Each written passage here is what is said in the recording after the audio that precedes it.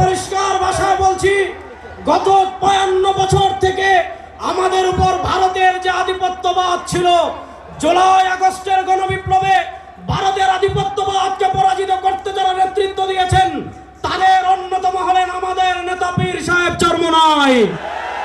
আজকের এই সোহরাওয়ার্দী উদ্যান থেকে আমরা বলতে চাই, দাদারা ওপারে ভালো থাকেন, এপার নিয়ে মাথা ঘামাবেন, সোহরাওয়ার্দী উদ্যানের দিকে থাকুন। লক্ষ লক্ষ যুবক শাহাদাতের তামান্না নিয়ে প্রস্তুত আছে।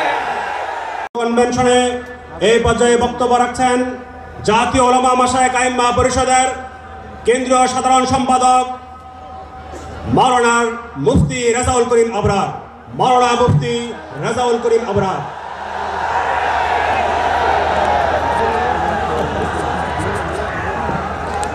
আসসালামু আলাইকুম ওয়া রাহমাতুল্লাহি ওয়া বারাকাতুহু। নাহমাদুহু ওয়া নুসাল্লি আলা রাসূলিল কারীম, আম্মা বাদ।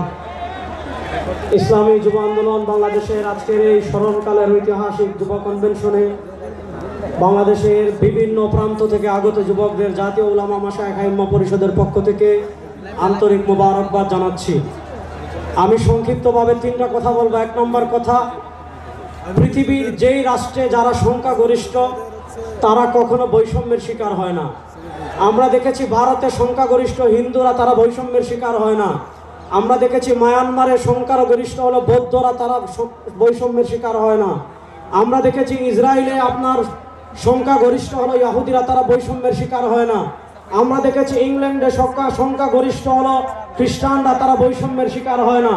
কিন্তু গত 52 বছর থেকে এই বাংলাদেশের সংখ্যাগরিষ্ঠ মুসলমানরা সবচেয়ে বেশি বৈষম্যের শিকার হয়েছে, সবচেয়ে বেশি জুলুমের শিকার হয়েছে, সবচেয়ে বেশি অত্যাচারের শিকার হয়েছে।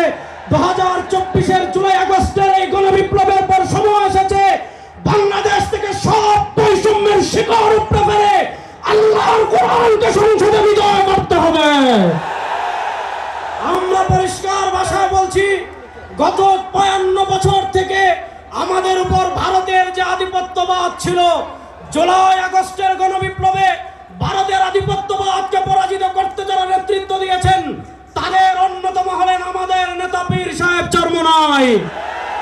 আজকের এই সোহরাওয়ার্দী উদ্যান থেকে আমরা বলতে চাই, দাদারা ওপারে ভালো থাকেন, এপার নিয়ে মাথা ঘামাবেন, সোহরাওয়ার্দী উদ্যানের দিকে থাকুন। লক্ষ লক্ষ যুবক শাহাদাতের তামান্না নিয়ে প্রস্তুত আছে। শেষ কথা একটা বলতে চাই, 52 বছর নানা তন্ত্র দেখেছি, নানা মন্ত্র দেখেছি।